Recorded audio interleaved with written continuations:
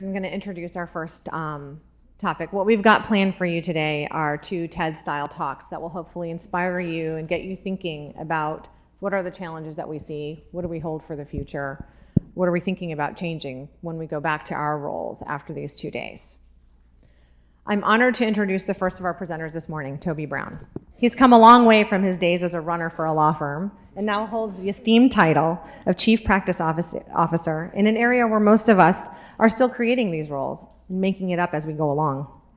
In his role at Aiken Gump, Toby works with firm partners and clients in developing pricing arrangements and service delivery models that drive successful relationships. This includes practice management, pricing, legal project management, e-discovery, trial services, and knowledge services. Prior to this, Toby served as Director of Strategic Pricing and Analytics for Aiken and served in similar roles for Vincent & Elkins and Fulbright. At Fulbright, he also drove KM initiatives and various marketing efforts. Before joining Fulbright, Toby served as the Communications Director for the Utah State Bar and still considers Moab, Utah to be his favorite vacation destination. Toby presents and publishes nationally on legal technology, marketing, and law firm management. Among his many accolades, he was named to the National Law Journal's 2013 list of legal business trailblazers and pioneers. And trailblaze he did. He had a vision for P3 a long time ago and started creating paths upon which we could make that vision come to life. He considers P3 to be one of his greatest achievements in his career, apart from avoiding arrest, but you can ask him about that over cocktails. I asked him about this year's theme for the conference, connecting the dots, and how he achieves that in his role at Aiken. Apart from literally taking over some of the dots in order to connect them, he personally works very closely with other chiefs and departments in order to help define and align their collective vision. Speaking of vision, I spent the last 3 days in the magical world of Walt Disney, another visionary, and walked away amazed by what he has done. In learning more about him, I found this insightful quote by Walt himself. "We keep moving forward, opening new doors, and doing new things because we're curious, and curiosity keeps leading us down new paths." Toby, as a community, P3 has matured thanks to the vision you shared. Thanks for being curious and encouraging us to open new doors.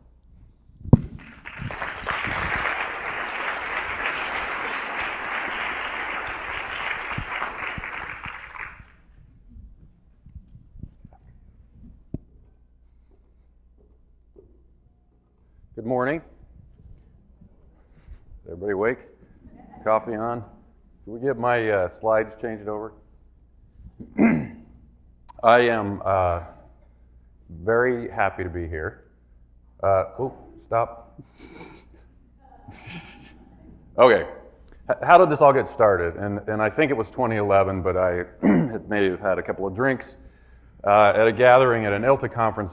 My recollection was 5, but I could only name 4 when I was thinking about it last night, and I asked them if they were there. Stuart Dodds, Chris Sendy, where are you, Chris? Raise your hand. Myself and Chris Emerson. And we sat down and said, we see a need, what can we do? And that's what started this. So we went from 4 people to 400, and you notice my asterisks, and Michael's gonna give me crap for this. We actually have 375, but I always round things up, especially billing rates and such. So I'm very excited that we've gone from 5 to 400, or 4 to 400. And our goals, and I want to give some scores here. Betsy talked about these. Number 1 goal when we started this was professional development for us. And I think this conference is a recognition that we are succeeding at that. And we're starting to do more webinars. I think you're going to see more from the group as we go forward, because as we develop all this awesome content, it's something we can leverage in other ways in other places. Knowledge base and best practices. I give us a score of 2 here.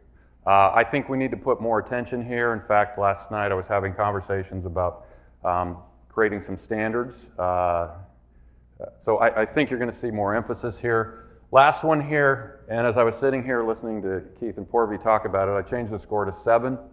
And if you look at the vendor participation we have here, it just keeps going up. So you're seeing more and more stuff built around our needs versus what the needs used to be. So I'm very happy with how this has all gone.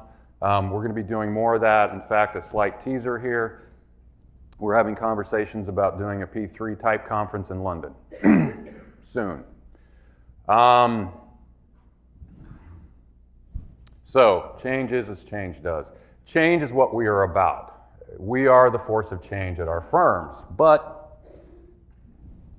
I gotta hold this up, change is hard. And I think it is especially hard for the legal profession. I'll talk more about this as we go through. Change, people generally don't like to change. For the legal profession, in 1999, I did a presentation called Staying Relevant. And I have a lot of phrases, which I have a new one I'll share towards the end. And the phrase I coined back then was, I call it the paradigm of precedence. Our whole industry is built on looking backwards. That's how lawyers make decisions. They look at precedents. Another way I put that, and this is going to be a recurring theme here around water, is driving the boat by watching the wake, which tends to be what we do. And the point of my presentation was we might want to look out over the bow and see what's coming.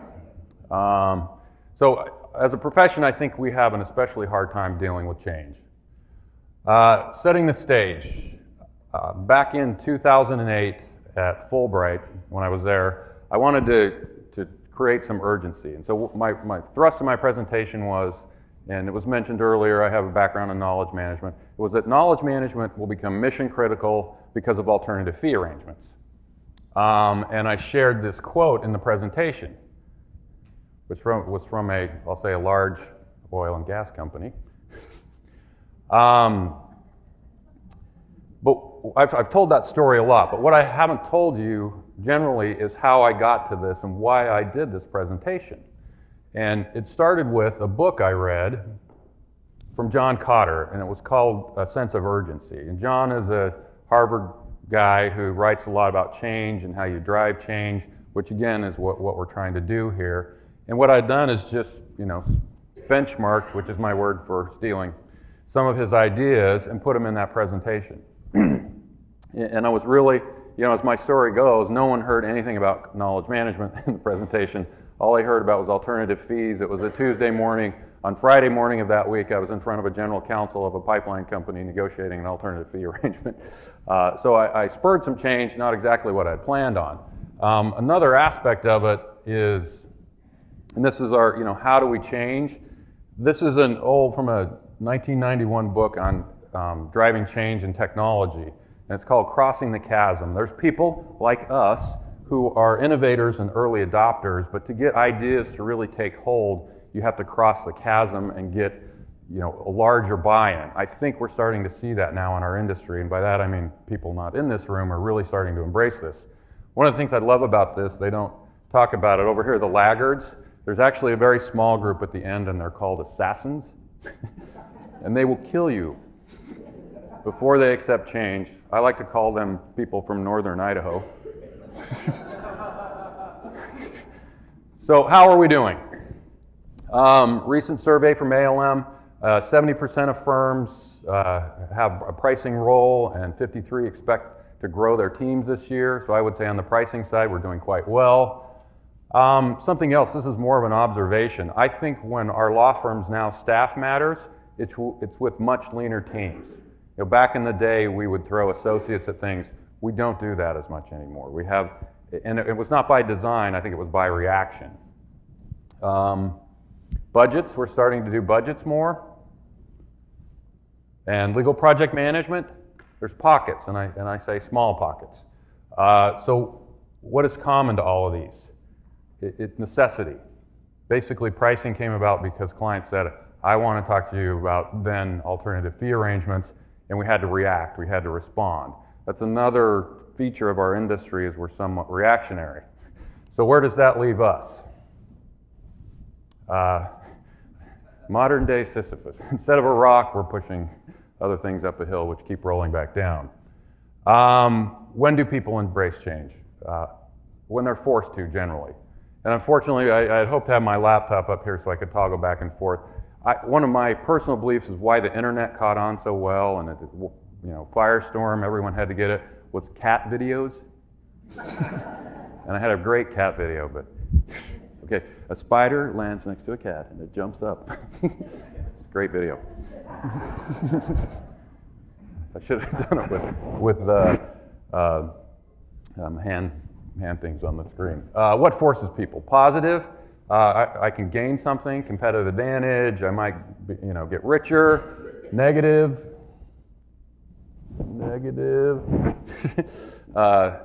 Competition comes in and starts to eat you for lunch, and the fear of losing income.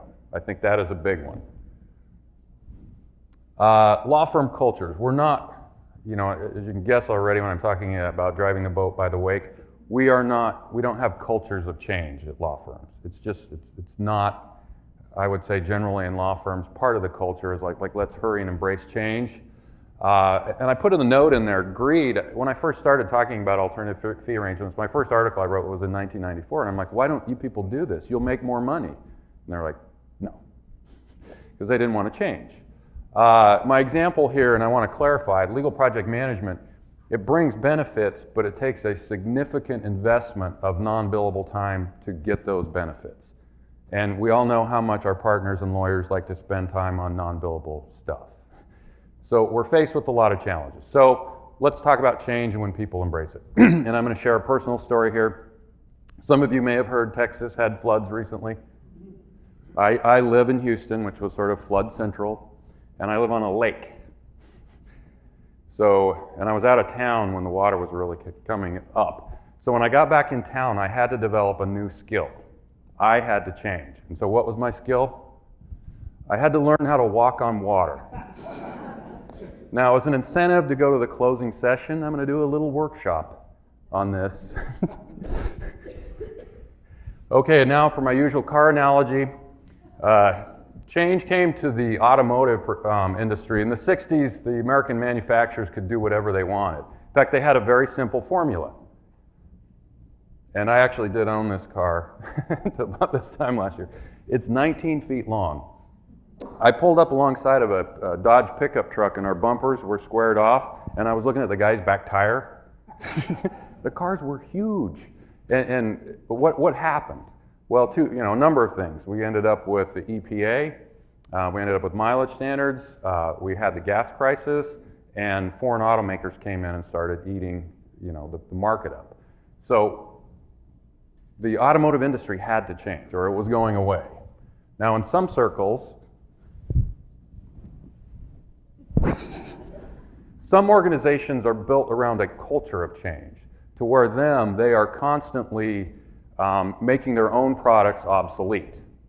Again, we're not quite that, but here's an example. I guess I have to get style. This is from Tesla, and this is their new SUV that's coming out soon. And Tesla is all about innovation and doing things differently. In contrast, with a law firm culture, here's the car we would get. And actually, AMC, when they introduced this, they actually took the AMC Hornet and cut the back off and put a smaller engine in it, because they wanted to be the first domestic car manufacturer to market with an import-like car. So if any of you remember the Gremlin. My favorite was later on they came out with a Pacer, and I called it a bloated Gremlin, because it was like it had sat outside for a long time. Okay, how do we create urgency? As I noted already, back to that Cotter quote, I did create some urgency, but it was not around what I expected. So here's my latest saying. Lawyers want change to happen around them and not to them. So I think that is a lever or a technique, or that's not the right word. It's a factor we should keep in mind as we're trying to drive change within our firms. How can we spur action? Unfortunately, I think it's going to have to be negative. And I hate to say that, but our profession, another aspect of our profession is we are built around something I like to call reputation fear. Our lawyers they have a very core fear that if they don't do perfect, if they don't research this to the nth degree, if they're not perfect in everything they do, it will impact their reputation. So they have a reputation fear. They actually have it internally to the firm too, that if my reputation suffers against the partners in the firm, that's going to be a problem for me. So here is a solution or an idea I'll throw out to you. Give your lawyers grades, and the secret is they're not all going to get A's. And we all know that the lawyers at our firms are used to always getting A's. So one idea, which I know a couple of firms are toying with, would be to give lawyers a FICO score. And what FICO basically does is say, based on these factors, our prediction in the future is you're going to be X on how you repay your debt. One of my jokes is when people say, how can you tell if you've got a solid pricing deal, is that I have caller ID. So I can tell by who's calling me whether I need to put a lot of time and effort into it, or I'm going to know right off, whether it's going to be a bad one. So a FICO score would be a way of saying we're actually going to use data to measure our people and say historically this is how they've performed on profitability.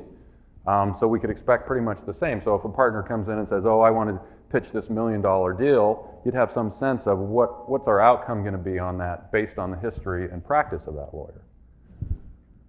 Here's what we're doing. This is a partner dashboard, and I know it's a little hard to read, so I did this. What I want to do, and our intention at Aiken Gump, is the partners are going to see this on a very regular basis. And this, there are other products. This is the Umbria product. I want this in my partner's face on a very regular basis. As we have shown this to partners, they love it because they're not used to getting data so quickly and so understandably. It's the first time I've had one where it's on their desktop and I see them using it. But here's what here's when I get to the reputation fear. I want this just in their face. And then I'm going to give them a grade. They're going to look at this and say, I've got a -6% profit margin here. I am not getting an A. Is this the be-all, end-all? No. For me, this is the beginning of how I'm going to create that sense of urgency and just slowly heat it up. Because I know my lawyers, if left to their own devices, they're not going to change that much. This is going to be a catalyst for change. So looking ahead, I'll call them predictions and suggestions. Where do I see our P's going? The first one here, let's not let Axiom have all the fun. Axiom's business model is they hire our castaways after we have spent millions of dollars training them, and they're making lots and lots of money off of our castaways. So why are we casting them away? So there's actually a session tomorrow afternoon that's going to touch on this of alternative staffing. Why are we not keeping these people? They may not be partner material, but they're probably good lawyers. So I think, and I put this first because I think it will be the easiest and the least problematic in terms of change for our partners. Because the change they have to do is actually internally, we just sort of change the designation on these people from partner track to non-partner track lawyer, and they're using the same kind of people. So it's change happening around the partner and not to them. And I like to call these people permanent margins. Because if they never become partners, they're always generating profit margins. So that's number one. Number two, budgets, which I would call legal project management light. My thought is going into legal project management, I want to again create urgency, and the more we have budgets, the more they're going to feel like, okay, I got to live by those budgets, and how do I live by a budget? And I think number one, they're going to start asking us for is how do I do project management so I stay within the budget? So budgets, or I would say legal project management. Next one, partnering with, we've had some sessions with LPOs, litigation funding, and some others. I put up examples here because we're kind of like IBM. We're the old dinosaur, and you see IBM now partnering, not my firm, the industry is like IBM. We're the old school player, and we're faced with change. What do? IBM's actually partnering with Apple and Facebook. A few years back, I don't think we would have seen that. So I think as firms, we should think about, okay, we're not good at X, but there's an LPO or there's somebody else out there. Instead of just, seeing a chasm and walking away from there, think about partnering with them. Again, I don't think this requires a dramatic amount of change, but as you see we're going through here, there's higher and higher levels of change. Next one. Practice innovation. And this is actually, I would say, highly advanced. I got to see in February a presentation on the Watson tool, and this is where a group of law students in Canada I've used Watson to actually practice law. They have an employment law deal. It's actually very, very impressive. Watson is very interesting. I would suggest you take a look at it. The Jeopardy thing was the tip of the iceberg. Watson actually now is building recipes. And this sounds, unrelated, but what Watson does is take disparate types of content and puts them together. And what they did was they fed in recipes and they fed in chemical compounds about food types. And Watson came back, and one of the ones that I remembered was mushrooms with a strawberry sauce on them. And you probably go, ooh. But they went with Watson's recipe and started serving it to people, and people loved it. And that, no one said Watson make a mushroom and strawberry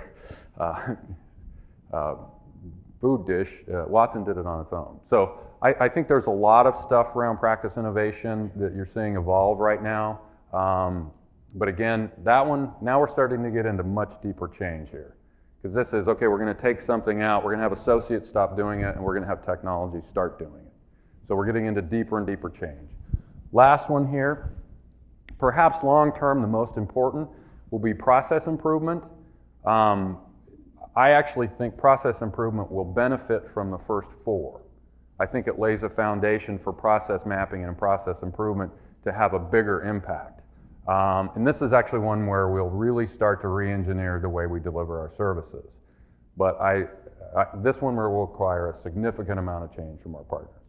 So hopefully what I've given you is kind of a path here of where you might start raising a sense of urgency in your own firms, and if you're in-house counsel and such, or even on the vendor side, how do we drive change? Hopefully I've given you some ideas, I've given you some philosophy around what might help drive lawyers for change, to accept change. So where does that leave us? When I thought about this, I thought, well, we went from 4 to 400, there's my asterisk, Michael, to 4 to 400 people here. So I think we're well on the path. One of the reasons I think a big accomplishment was helping bring this community together is because this community is, the tip of the spear of change in our profession. So I think that we are actually changing the legal market. So thank you very much for your time. So appreciate Amar's work and Toby's work. I'd like to invite Toby back up here. Obviously in the spirit of interaction and collaboration. We'll open up to Q&A, and I don't know, anybody can start from there. Oh yeah, there's another one. That's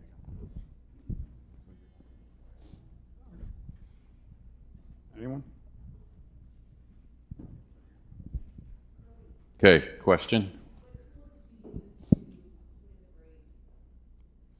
What tool to put in the grades? That we're now the flashy thingy. That's Umbria from Prosperoware. But there are a lot of other tools on the market. That's the one we happen to go with. But again, I'd say push that grade in their face every day. We'll start here and then we'll work our way around. Question.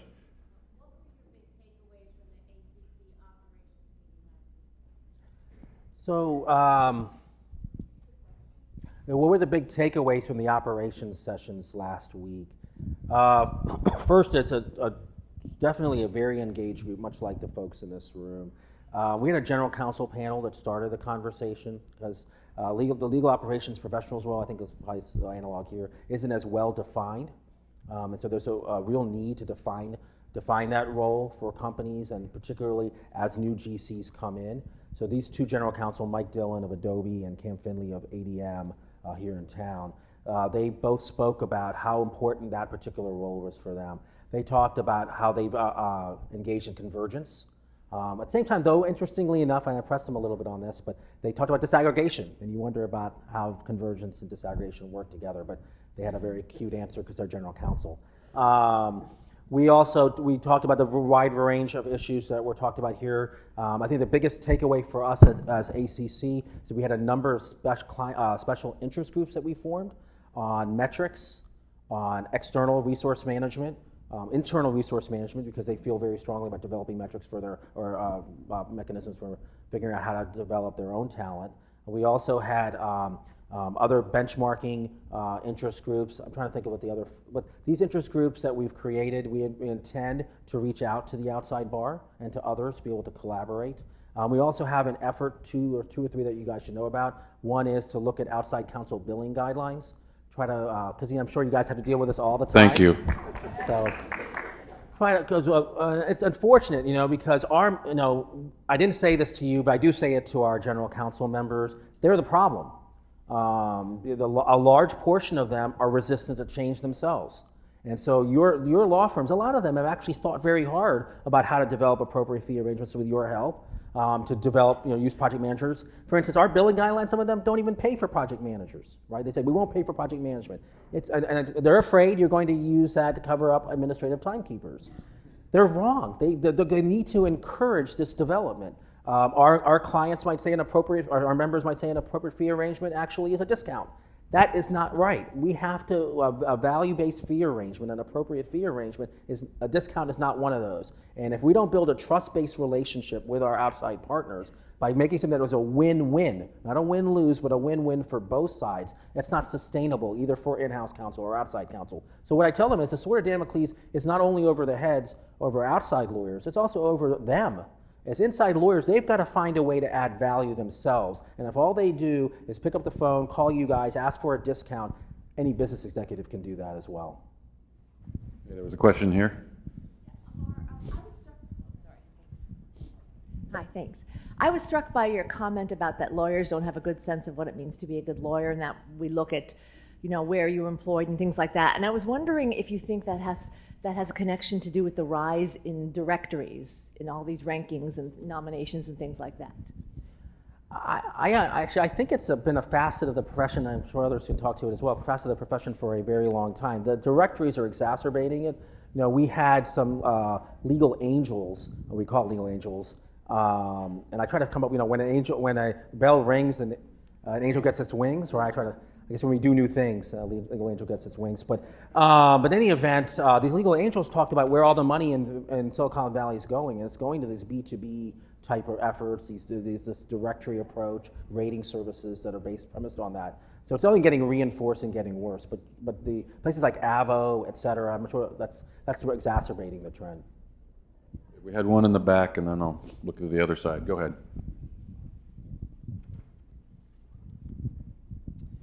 Toby, I think you acknowledged that a number of the changes that we're trying to make require investment of non-billable time in order to get there. And Amar, you acknowledged the benefits of some of the developments of partnership, the concept, the limitations of our current partnership structure. Can either of you address any trends or progress that you're seeing in the development of whether it's new compensation systems or other approaches in this country? I want to make sure I understand that. You're talking about where we're investing our time and money, or how? Process improvement's a good example where I need to engage lawyers in process improvement, and unless I can pay them by the hour by awarding them some kind of creditable time or something, it's hard to make progress there. And so that's one example. Okay. And so the question is, as you're looking at trends, are you seeing any trends in changes to compensation systems or loosening of investment of that kind of time? Oh, good question. The trend I am seeing, and this is slow, and one of my sayings, among all my other sayings, is all roads lead to the compensation system. I know personally I have started to get involved in our compensation discussions. I know some colleagues at other firms are getting involved in compensation discussions. And until we, as an industry, can say, let's change that. So the trend is that it's beginning. I think we've got quite a ways to go there. In terms of other investments, my approach, you saw, my 5 things I put up there, is that I think different things are going to appeal to different types of practice and different partners, like project management. So I have been hesitant to make big investments in any one until my customers tell me what they need. But that goes back to, and this would go back to my reputation fear thing, when we change compensation systems that basically recognize all of this and say, lawyer, if you're not profitable, it's going to be reflected in your compensation. then we're going to have lawyers come. In fact, one of my goals is I want lawyers coming and begging me for resources. I don't know what else you'd add. Yeah, we have an ACC Value Challenge Steering Committee. It's formed of general counsel and others who help launch the effort, and we have a monthly call, and we bring value champions, and we'll come back to that in a second, but we bring value champions onto the calls to chat about what's happening in the industry. And one of the questions, initially, when we first started this initiative, we really didn't want to get into the inner workings of law firms and how you compensate your associates, et cetera. But I'm starting to sense among the general counsel that they're getting frustrated a bit, and they might start talking a little bit more about this, that they're frustrated that there isn't a compensation system that rewards the kinds of things you were talking about at this conference. That it sometimes rewards lockstep behavior, just moving up one year to another, et cetera, et cetera. So that is a concern. The value champions thing, I want to make sure I mention, I have a bunch of law firms in the room, and we want to name you all value champions at some point. 3.5 years ago, our new president, Vita Richardson, launched this new effort where companies and law firms that work together, and it can be one or the other, when they work together, reducing legal spend, improving legal predictability of legal spend, or improving legal outcomes with robust data sets, we will announce them as value champions. We celebrate them. We just celebrated our most recent crop, and I'll be talking about that a little bit at our education session just a few weeks ago. They come to the annual meeting for free. Anyone who's been involved in the ACC annual meeting knows that's a huge, cost savings. You come to the annual meeting, we celebrate you there in front of everybody. We put you in our docket out to our 37,000 members. We put you on sessions about what you did. This is a tremendous opportunity to take what you do and spread it out to the rest of the legal profession. So I hope our next call for nominations will be in November. Hoping to see more of your firms submit nominations. Okay, this side of the room. Yes. You talk about changing the compensation structure. You're talking about going to what we're doing in England, Europe. You're talking about putting it in, we can all buy into partnerships, or as a CFO or CEO, you can be a part owner of the business. What the compensation system is going to change the structure? Tell me, what do we do today to fix it? I'd love to see alternative business structures in the United States. I don't know what the temperature of that in this room is, but we know that state bars, the American Bar Association, tried to get them to move on this a few years ago to no avail. So we're thinking about our own effort on this front. We would love to see a different kind of structure for how law firms are operated and organized. I would have like two points to make. One is, and you can point at me because I used to work for the Utah Bar, but I was actually on a panel for what's called the National Conference of Bar Presidents in February.